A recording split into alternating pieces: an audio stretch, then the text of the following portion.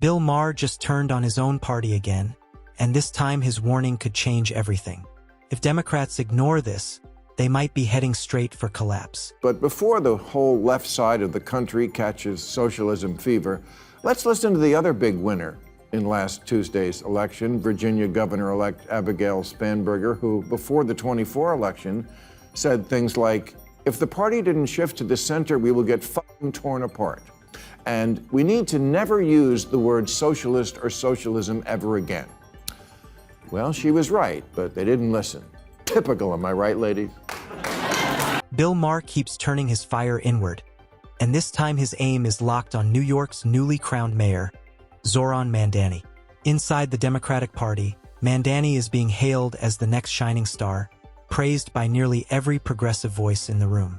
Nearly everyone except Bill Maher. His outlook on Zohran's future at the top of the party is sharp, unforgiving, and explosive. So hit that subscribe button and jump in right now, because this isn't a slow burn, it's a political detonation. At least the party has a clear choice here, very clear. One wing is saying don't ever use the word socialist again, and one is saying, I am a democratic socialist. Clear, huh? So how do we decide who's right? Well, it turns out we don't really have to flip a coin. We have the evidence. In 2024, 13 Democrats won in districts Trump also won, all moderates. This isn't rocket science. All the left-leaning think tanks have done autopsies on 2024, and they all came up with the same message: move to the center. Even the New York Times, which did so much to promote woke politics, now says the partisans are wrong. Moving to the center is the way to win. Maher says the Democratic Party now looks like a house split clean down the middle. On one side is a growing faction openly flirting with socialism, convinced the party should stop hiding from the label and embrace it fully. On the other side are Democrats who won't even say the word out loud, knowing how toxic it sounds to everyday voters outside activist circles. Maher firmly places himself in this second camp. He argues socialism may energize rallies and college crowds, but it becomes electoral poison the moment it reaches working-class voters in swing districts. History, both in the US and abroad, shows socialist branding drives away moderates, independents, and even loyal Democrats searching for stability and common sense. Maher's warning is blunt. When ideology replaces practicality, the party shrinks its coalition and hands victories to Republicans. Problem is, Gen Z thinks socialism's wired and capitalism's tired and billionaires are what's for dinner. And who can blame them? If you're 30 and still sharing a bathroom with roommates, capitalism isn't working for you. People will reject any economic system where there's strange hair on the soap.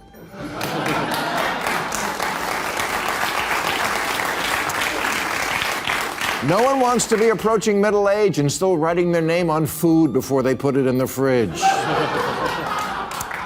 So they're quiet quitting capitalism and texting socialism that they're down to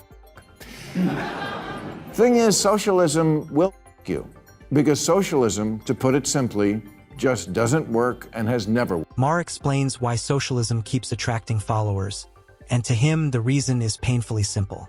Many drawn to it are middle-aged Americans who feel stuck, burned out, or abandoned by a system that failed to deliver on its promises. Socialism begins to feel like a lifeline, a way out of financial stress, career disappointment, and a growing sense of defeat. Maher doesn't mock that frustration. He understands it, but he draws a hard line between empathy and illusion. In his view, socialism sells comfort, not solutions. It offers reassurance without confronting incentives, human behavior, or how power truly operates. His conclusion is blunt and unapologetic. Socialism has failed everywhere it's been tried, and rebranding it doesn't change the outcome. It only delays the inevitable disappointment. I know the kids think that stuff that happened before their appearance on the planet didn't really happen, but it did. We've run this experiment many times, and the results are always obvious. Here's capitalist South Korea at night from space. Here's socialist North Korea. Yeah. In 1990, Venezuela was wealthier than Poland. But then Poland finally free of Soviet-style economics, went all in on capitalism. And now their economy is as big as Japan. And people there have high wages, low inflation, cars, vacations, homes. Meanwhile, Venezuela traded capitalism for Hugo Chavez's Socialism for the 21st Century, which turned out to be like socialism in the last century or any century. A mess. It's tempting to believe that past failures were simply the result of ignorance, and that with modern intelligence, better intentions, and improved technology, things will finally work out differently. Sometimes progress does happen that way, but Maher argues socialism isn't one of those cases. The core framework hasn't changed. The language may sound softer, the marketing more polished, but the machinery underneath remains the same. Centralized control, distorted incentives, and concentrated power still produce the same consequences. And those consequences rarely end well. Maher insists believing this time is different isn't optimism, it's denial. Ignoring decades of real-world evidence doesn't remove the risk. It all but guarantees it. When history keeps flashing warning signs, betting against them is reckless. It turned one of Latin America's richest countries into one of its poorest. Low wages, high inflation, shortages, outages, 8 million people fleeing. If you think New York can somehow reinvent this wheel, you're in for a rude awakening.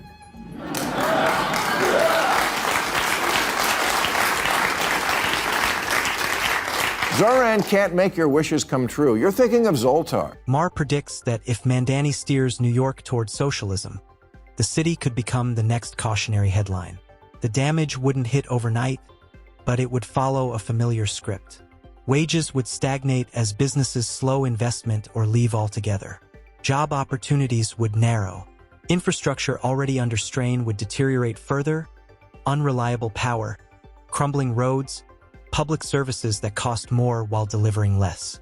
To cover growing budget holes, taxes would rise again, squeezing middle-class families and small businesses. Maher says this isn't fear-mongering. It's a repeated pattern. New York is already expensive and fragile. Piling ideology onto dysfunction could transform solvable problems into permanent decline. His point is simple. It's far easier to prevent collapse than to reverse it once it starts. Democratic socialism is like a dating profile. Things look great until you meet up in the real world. For example, Bernie Sanders, his big thing was always bringing single-payer health care to our country of 340 million. But when liberal, tie-dyed Vermont tried to do it for a population of 626,000, it collapsed like that poor in the Oval Office last week.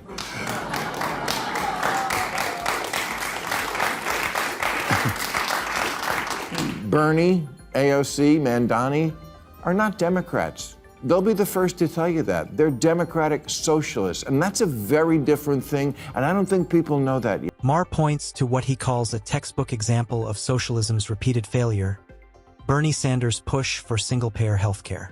The pitch sounded perfect. Eliminate private insurers, centralize payments, and make healthcare cheaper, faster, and more efficient. But Maher says reality crushed that promise. Instead of reducing bureaucracy, single-payer systems often replace many layers with one massive, slow-moving government structure. Costs didn't disappear, they ballooned. Wait times increased. Choice shrank. Efficiency gave way to political control. Maher stresses this critique isn't ideological, it's practical. Good intentions don't override economics or human behavior. When government becomes the sole payer, rationing is inevitable, innovation slows, and accountability weakens. What was sold as a clean solution became another warning sign. I don't think people realize we already have a lot of socialism. Social Security, Medicare, Medicaid, unemployment insurance, food stamps, veterans benefits, Pell Grants, COVID-era payments, farm subsidies, disability payments, Fannie Mae, Freddie Mac, corporate bailouts, and the jobs program that is building weapons the Pentagon doesn't even want. All that is socialism, much of it appropriate to soften the edges of capitalism. But the DSA are radicals about this concept, and radical economic policy is always ineluctably married to radical social policy. Their platform, for example, calls for completely open borders. They're for what Biden was doing, but more. Here, Maher shifts into teacher mode, addressing those convinced socialism is a personal or national cure-all. He points out that America already includes elements of socialism within its system. Programs like Social Security, Medicare, unemployment insurance, and public education exist to soften capitalism's sharpest edges. These policies function as safety nets, not replacements for the entire economic model. Maher argues recognizing this distinction is crucial. Regulating capitalism isn't the same as abandoning it. Capitalism, for all its flaws, still drives innovation, growth, and opportunity. Socialism promises fairness but often delivers stagnation and control. Reform is necessary, Maher says. Revolution is reckless. They were petrified of COVID, masking 2-year-olds who never would have died from it and keeping schools closed for far too long. They're definitely afraid of their kids, who from time immemorial have always come up with bad ideas. Their kids, thinking up stupid shit is what they do. But parents used to tell them, that's ridiculous. The world doesn't work that way. Not today's parents. They say, you're right, honey. Gender is just a social construct. Please, sometimes your mother and I forget which one of us has the... Maher then turns his attention to what he sees as a growing culture of fear inside the Democratic Party. He argues Democrats are terrified of misspeaking, offending the wrong group, or calling out bad behavior, even within their own ranks. The fear has grown so intense, he says, that they no longer correct anyone, activists, colleagues, even their own children. Instead of leading, they tiptoe. This anxiety has pushed the party into nonstop pandering to the far left, a small but loud faction obsessed with purity tests and outrage. Meanwhile, the party drifts away from what everyday voters care about: safety, affordability, stability, and common sense. Maher warns leadership requires courage, not applause from social media. I mean, I don't know if we're still banning TikTok. That was before we changed the rule in America to Trump decides what's a law. But I know it wouldn't even be an issue if parents would sack up and tell their kids to get off the phone. Democrats are still afraid of the mean girls who police their far-out fringe. Massachusetts Congressman Seth Moulton had a perfect score on LGBTQ issues from the Human Rights Campaign. But when he said, I have 2 little girls, I don't want them getting run over on a playing field by a male or formerly male athlete, his own campaign manager quit. Maher says this fear explains why so many Democrats fall silent when woke ideology comes up. Not because they truly believe in it, but because they fear online retaliation. One poorly phrased sentence and the digital mob descends, demanding apologies and cancellations. The threat of being labeled or targeted has become a powerful form of control. Rather than speak honestly, many choose self-preservation. They repeat approved lines and hope the spotlight never lands on them. Maher calls this cowardice disguised as unity. Following the crowd may feel safe temporarily, but when that crowd is heading the wrong way, silence becomes complicity. Politics driven by fear, he warns, never ends well. Imagine that, a congressman merely stands up for the liberal principle, the one we do still call Title IX, that women get an equal shot in sports, and now it gets you labeled a Nazi. The reason Gretchen Whitmer looked like a toddler playing peekaboo in the Oval Office is she's afraid of the Liz Bratts of the world and the 12 social justice warriors on the internet and what they might tweet to their 7 followers. Alyssa Slotkin calls her party weak and woke. She's right. People vote on instinct. They can smell fear a swing state away, and they'd rather have strong and wrong. Bill Maher's critique of the Democratic Party is brutal but deliberate. He sees a party fractured between those embracing socialism and those who understand its consequences. Socialism may appeal to frustration and disillusionment, but history shows it delivers stagnation and control, not prosperity. Even America's social programs exist within capitalism, not in place of it.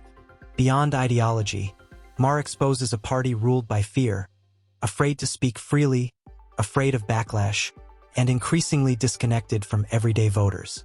Appeasing a loud fringe may feel safe, but it leads to irrelevance.